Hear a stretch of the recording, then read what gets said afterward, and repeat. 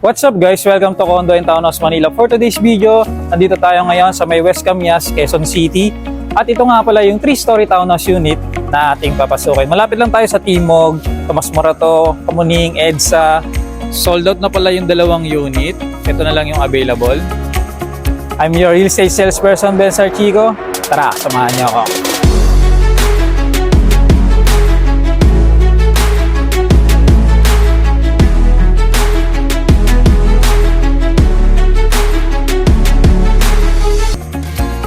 Pagpasok natin dito sa ating main gate, ito nga pala ang inyong 2-car garage. Side by side siya, dito yung isa, dito yung isa. And kasya naman kahit yung dalawang SUV pa. And maganda rito sa property na to, automated na yung gate natin. Meron na rin tayong canopy sa taas. May mga CCTV for additional security. And meron pa tayong extra space dito, so pwede pa kayong maglagay ng mga halaman nyo or mga gamit. And tara, pasok tayo dito sa ating main door. Solid wood na siya. Meron tayong smart lock dito. At ito nga pala ang inyong living area. Living space na very spacious po siya. Meron tayong ditong entertainment wall at yung mga cabinet sa ilalim. Meron din dito, lagayan nyo ng mga pang decoration. Meron pa tayong malaking salamin dito. So, pwede kang mag-OOTD dito. And dito naman po, yung inyong magiging dining table na pwedeng 6-seater na dining set. Meron pang additional mirror dito with fluted panels din dito for accent wall nyo. And ito yung ating breakfast nook. Dito sa ilalim ng ating breakfast nook, mayroon pa tayong mga cabinet. Yan, lagayan pa. At ito po ang inyong kitchen area. Meron tayong range hood dito, dito yung cooktop at dual sink natin. So dito na po tayo sa toilet and bath dito sa may ground floor. Yan yung ating unang toilet and bath. Meron ng shower enclosure, pati yung shower. Kompleto na po siya. At dito, meron tayong isang sink, pwedeng dirty kitchen, may mga cabinet na rin po. At yung ating fire exit.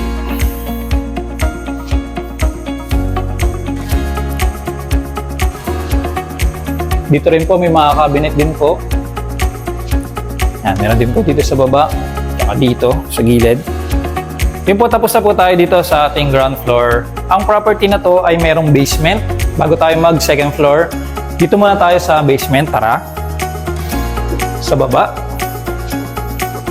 Pagbaba natin dito sa basement, ito nga pala ay meron pang space dito na pwede pang gawing extra living area, and then dito yung TV entertainment wall nyo, or pwede itong sa may maids nyo or mga staff nyo, staff house, pwede nila itong gamitin. And dito yung kanilang room.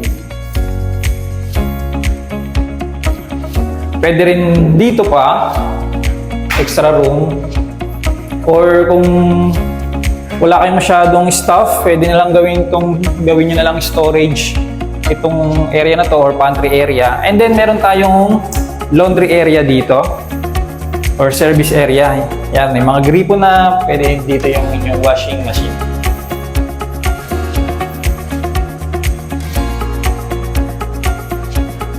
Tapos na po tayo dito sa basement. Akyat na po tayo ngayon sa ground floor, then akyat papuntang second floor. Tara po. Akyat na po tayo ngayon sa may second floor. Tara po. Pagdating po natin dito sa may second floor, may extra space pa po dito sa hallway. Pwedeng family area. And ito na po yung ating bedroom number 1. Tara po, pasok. Yan, very spacious po siya. May built-in cabinet na po tayo. From floor to ceiling na po siya. And yung entertainment wall. And may mga cabinet na sa baba. And meron tong balcony. Fire exit. Ayun, no, may puno tayo sa likod. Maliwalas. May fresh air tayo. Sariwang hangin. Eh yung bintana na yon, yung owning window na yon, Dito siya connected sa may sarili niyang toilet and bath.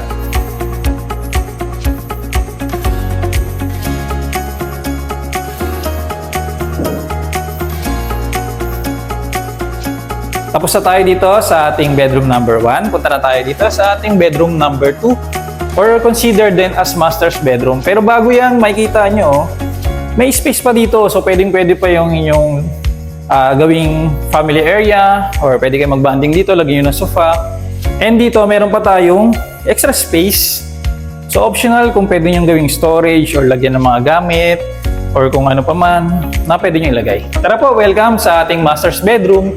Pagpasok natin, meron agad toilet and bath, may lavatory, toilet at ang ating shower. May shower enclosure na rin po siyang kasama. At yung wall natin, oh, ganda ng design. And dito naman po, meron tayong vanity table, meron tayong mirror dito. Kayo magme-makeup, mag-aasikaso, magpapaganda, magpapagwapo. And ito nga pala ang inyong master's bedroom, ating bedroom number 2 dito sa may second floor. Napakalapad niya, sobrang spacious talaga. Pag nakita niyo sa actual, ma-appreciate nyo. And yung cabinet, sobrang dami. Floor to ceiling na po siya, oh. Yan. Dami, oh. Daming lagayan. Yan. So dito yung magiging entertainment wall nyo. Ito yung monitor lang ng CCTV. Nasa master yan. Pwede nyo ilipat ng pwesto. Yan. May mga shelves tayo dito. Lagayan nyo ng mga decoration nyo. And yung ating balcony na may sliding door. At ito yung view nyo dito sa may labas. Yan. Wide road siya. Maganda yung location. Hindi binabaha. Tahimik. Very accessible. If you're going to EDSA, Kamuning, Tomas Morato, Timog, Av. Yan, kung papunta ng Shaverville, malapit lang din po siya. Yan, so tapos na tayo ngayon dito sa may second floor. Punta na ngayon tayo sa may third floor. Tara po. Dito yung hagdan natin papuntang third floor. Dito tayo galing kanina. Tara po, third floor. Pag-akit po natin dito sa third floor, meron pa rin pong extra space dito. So malapad siya. Pwede kayo maglagay ng sofa dito, then PS5, then laro na kayo or pwedeng videoke. So ganun pa rin po. Dalawang bedroom. Unahin po natin ulit yung nandito. Ito po yung bedroom number 3 natin. Almost same siya doon sa may baba, sa may second floor, pero wala po siyang CR. Yun po yung pinagkaiba nila.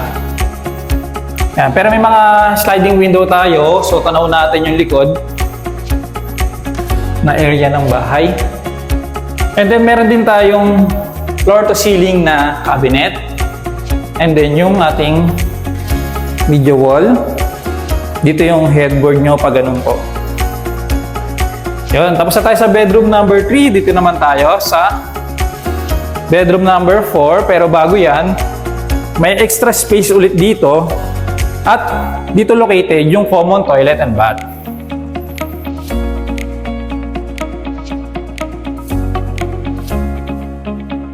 Dito na po tayo ngayon sa ating bedroom number 4. Almost same lang naman po yung layout niya and design sa master bedroom sa may second floor.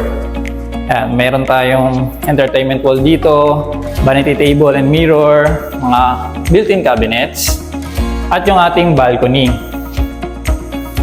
Ayan, may mga awning windows din tayo dito. Pinagkaiba lang, wala siyang sariling CR. Yun na yung CR niya, nandito. Common toilet and bath. Dito sa third floor.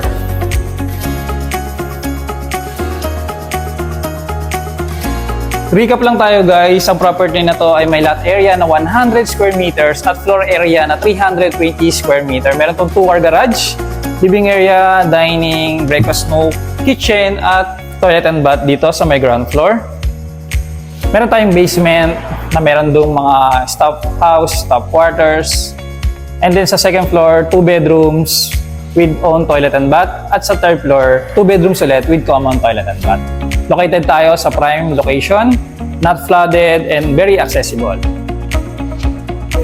If you're interested in this property, kindly send me a message. I'm Ben Sarchico, your real estate salesperson. Thank you for watching. Follow for more.